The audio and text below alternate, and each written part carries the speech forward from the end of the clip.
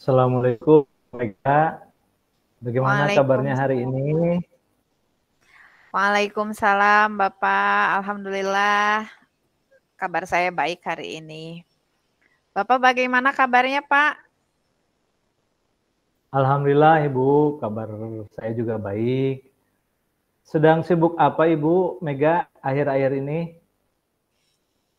Ya, masih sama dengan kemarin-kemarin, Pak. Saya sibuk mengajar, ketika pulang sibuk di rumah, pekerjaan rumah. Tapi baru-baru ini saya sedang mengikuti kegiatan calon guru penggerak angkatan 9, Pak. Alhamdulillah, Oh ya. ingin Alhamdulillah, Ibu. Hebat sekali.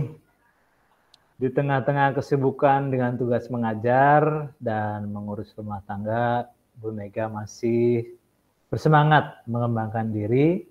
Saya doakan Ibu sehat selalu dan dilancarkan dalam segala urusannya ya. Amin. Amin ya robbal alamin. Terima kasih banyak Bapak. Baik Bu Mega. Bu Mega rileks saja ya. Kita akan Ya, berbincang-bincang sedikit yang memungkinkan Bu Mega membutuhkan mitra sharing pada pertemuan coaching kali ini.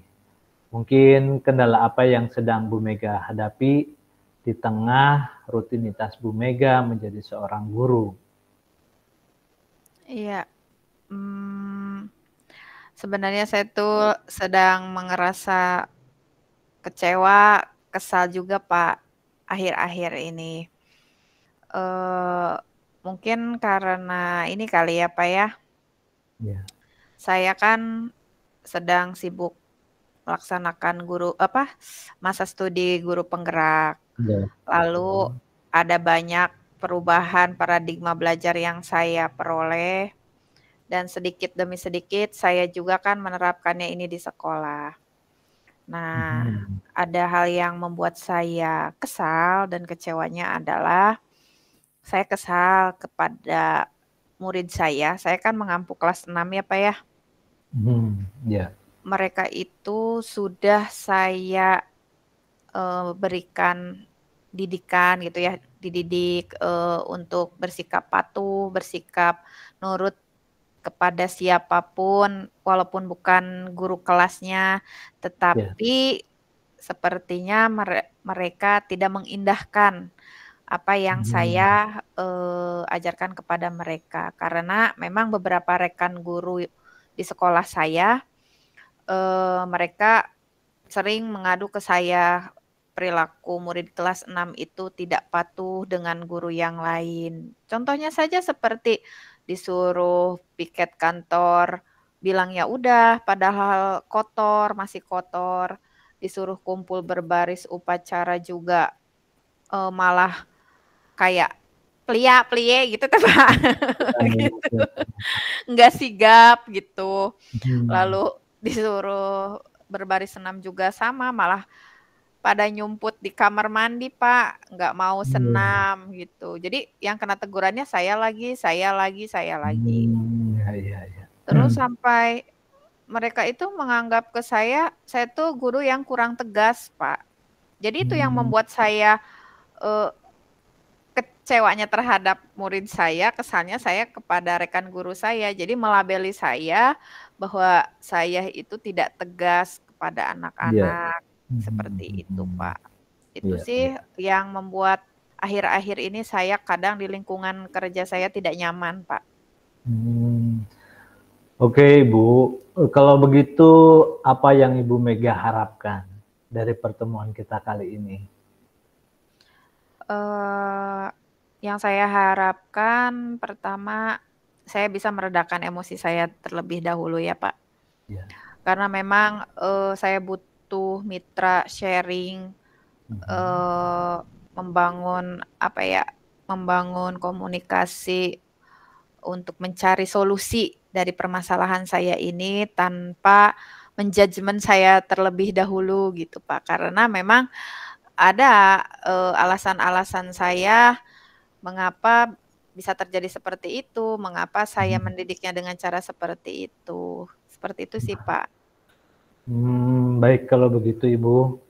Saya pun berharap Ibu Mega dapat mendapatkan solusi atas setelah pertemuan ini. Kalau begitu, bisakah Bu Mega menceritakan permasalahan apa yang sedang terjadi sehingga membuat Bu Mega kesal dan kecewa? Iya, Hmm, mungkin saya akan jelaskan lebih detailnya ya, Pak, ya. ya. Saya sekarang kan mengajar di kelas 6. Hmm, Nah, memang saya mengajar di kelas 6 sudah cukup lama, hmm, kurang lebih 3 tahun, 3 sampai 4 tahun lah kalau tidak salah, seperti itu. Nah, ketika saya mengikuti program guru penggerak, banyak sekali paradigma belajar baru tentang mendisiplinkan anak itu bukan dengan cara membentak, menghakimi, menghukum ya, Pak, ya. iya, iya, Jadi betul. memang saya juga, apa ya, membangun interaksi pedagogis terhadap anak juga ya humanis, seperti itu. Hmm, Tetapi budaya di sekolah, saya itu bukan budaya, ya beberapa lah guru hmm, tersebut masih memegang teguh pada, cara mengajar yang mungkin kita sebutnya seperti otoriter iya. atau, eee, teacher center seperti Hmm, itu. Nah, jadi ini, seudon saya ya, Pak, ya. Jadi iya, kayak iya. mereka menyimpulkan bahwa saya tidak tegas itu karena cara mendidik saya dengan cara mendidik mereka itu berbeda dan Hmm, hasilnya hmm, itu terlihat kepada, murid saya yang hmm, katanya, "Bu Mega, itu anak kelas 6 susah banget suruh piket."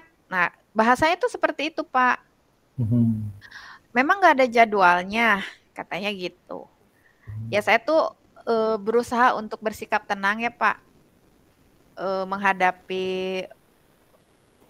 masukan kep masukan dari rekan-rekan. Sekali, 2 kali oke saya terima, tapi kalau keseringan itu memang membuat saya jengkel.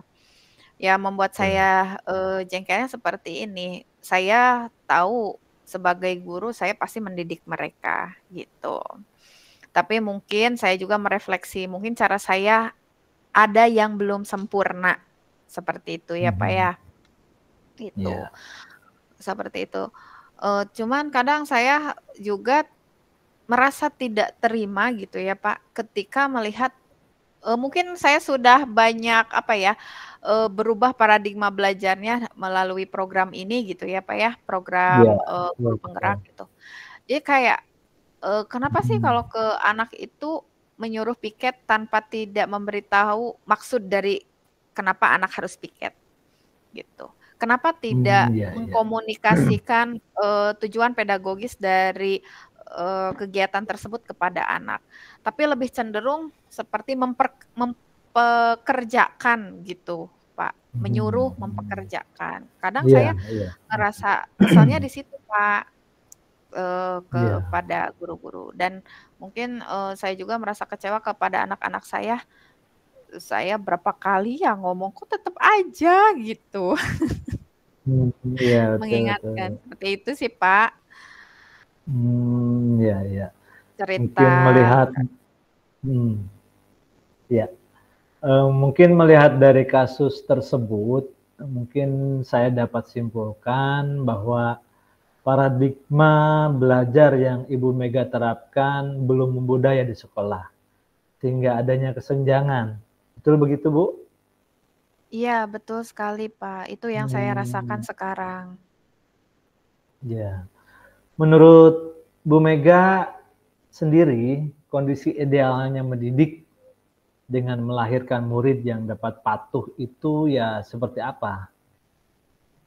Mmm, yang saya pikirkan, Pak, ketika Mhm, kita ingin melihat anak kita disiplin atau katakanlah mhm. kita, tidak berharap anak tersebut patuh ya, Pak, gitu, Iya, tapi disiplin disiplin gitu, eee, kita pertama memberikan teladan dulu kepada mereka.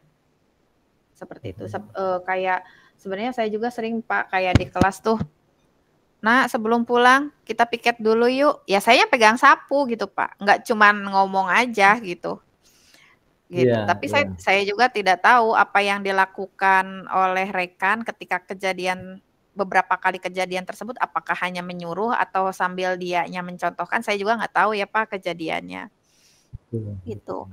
Pertama intinya adalah memberikan keteladanan kepada, Mhm. anak didik kita. Kedua, memang mengubah paradigma orang itu tidak mudah, eee, ya, Pak, ya, tidak mudah. Betul, betul, Tetapi betul. saya selalu punya, apa ya, punya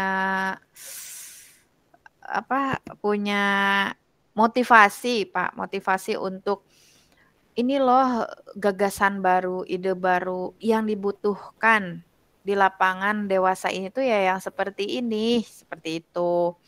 Kepada guru-guru itu mendidik itu tidak lewat, kita memberi hukuman, kita menyuruh-nyuruh, kita memaksa-maksa, tetapi, eee, baiknya melalui kalimat positif dan persuasif, itu.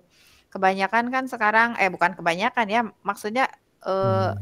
mungkin refleks kali ya, Pak, ya, refleks gitu, ketika di sekolah tuh kayak, piket dulu!" Gitu. Jadi kesannya kan itu bukan, apa ya, sedang mendidik ya, Pak, tapi sedang Mhm. menyuruh, gitu.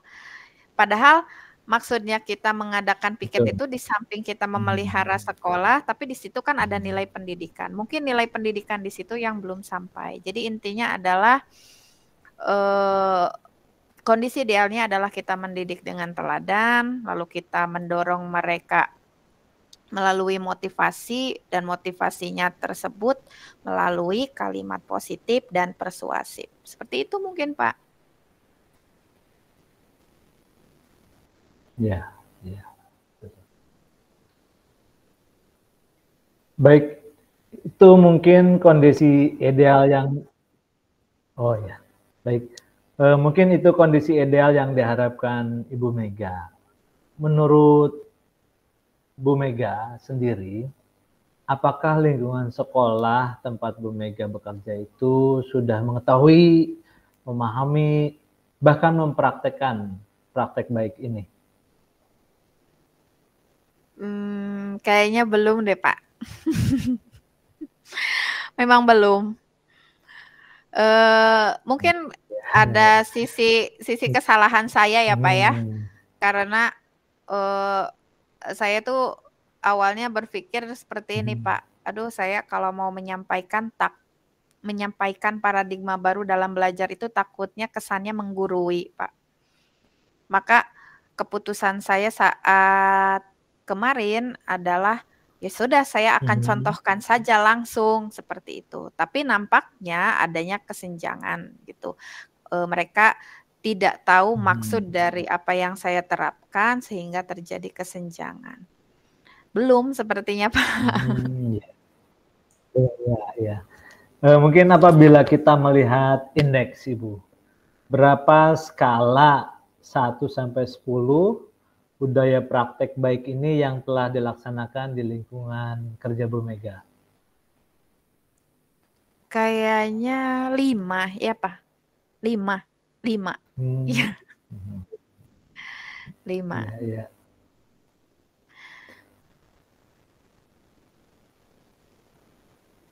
Eee, 5. Mungkin berdasarkan pengalaman Ibu, perubahan-perubahan apa yang mungkin yang ingin akan dilakukan? Atau rencana Eee perubahan atau rencana Saya punya inisiatif sih, Pak, seperti ini. Memang kesalahan saya dari awal adalah ingin menunjukkan tanpa mengkomunikasikan. Jadi, mhm, rencana saya memang ingin mendatangi kepala sekolah, mhm, mengkomunikasikan problema yang saya hadapi, ya sama seperti ke Bapak, saya tuh, sedang mhm, mengalami rasa kesal dan kecewa seperti itu, di lingkungan sekolah. Dan saya juga ingin meyakinkan kepada kepala sekolah tentang paradigma baru belajar yang saya telah pelajari dari program guru penggerak ini, sifatnya solutif bagi lingkungan belajar kita dewasa ini. Nah, dan saya juga ingin sekali Pak, meminta izin kepada kepala sekolah untuk mengaktifkan kelompok belajar di sekolah. Mulai Bagus. dari mengangkat, topik paradigma baru dalam mendidik, anak, mendidik murid. Mungkin nanti submaterinya bisa, apa yang saya telah pelajari dari program guru penggerak seperti budaya positif yang sudah saya lakukan di sekolah, saya bagikan praktik baiknya di forum diseminasi, seperti itu, Pak. Ya betul betul. Rencana kapan Ibu untuk merealisasikan rencana Ibu tersebut? Iya, sebenarnya Pak untuk mencapai bisa diseminasi mungkin kurun waktunya, sampai 1 bulan ya Pak ya. Karena saya mengawali dulu dari, meyakinkan dulu kepala sekolah tentang gagasan-gagasan yang saya punya. Mungkin saya akan lakukan dalam 1 minggu ini, karena memang saya juga sudah merasa apa ya, kayak berat gitu Pak, asa disalahkeun wae gitu, asa disalahin Iya. aja gitu, disalahin terus gitu. Padahal saya ada maksud tujuan yang, menurut saya kondisi idealnya memberikan dampak positif. Lalu, setelah saya mendapatkan, apa namanya, perizinan dari kepala sekolah, saya juga membutuhkan apa ya, dukungan dari kepala sekolah. Terkadang wibawa rekan guru itu kan tidak sama dengan maksud wibawa di sini mungkin, maksudnya adalah orang dewasa yang bisa mengarahkan ya, Pak, ya, bukan dari segi jabatan gitu. Orang dewasa yang bisa mengarahkan, meminta bantuan kepada kepala sekolah bahwasanya ini ada ide baru, harap untuk apa ya, diterima terlebih dahulu, bersifat terbuka, mungkin seperti itu, Pak. Luar biasa sekali Bu Mega, rencana-rencananya. Mungkin sekarang kita di penghujung dialog Ibu, yang saya ingin tahu bagaimana perasaan Bu Mega setelah melaksanakan coaching ini? Lega Pak, ada teman yang bisa rekan yang bisa berbagi pengalaman atau mendengarkan secara aktif keluh kesah saya, karena memang Pak yang saya rasakan itu saya membutuhkan rekan yang mau mendengarkan, problema saya tanpa menyalahkan atau apa ya Pak, kesannya melabeli saya gitu. Iya, menghakimi, iya betul menghakimi saya. Dan saya juga mengucapkan terima kasih kepada Bapak, dari tadi ngedengerin aja saya ngomong, Bapaknya diem aja. Iya Ibu. Ya, sama-sama Bu Mega. Semoga hal ini dapat membantu Ibu Mega. Semoga ini Ibu Mega mendapatkan jalan keluar sehingga bisa menjadi atau menjalankan aktivitas sehari-harinya bisa berjalan lebih baik lagi dan menjalankan program-program yang sudah direncanakan oleh Bu Mega. Selamat ya Bu Mega, terima kasih. Amin. Amin. Amin Pak, semoga kedepannya saya tetap semangat. Ya. Sudah ya? Ya. Stop recording. Oke.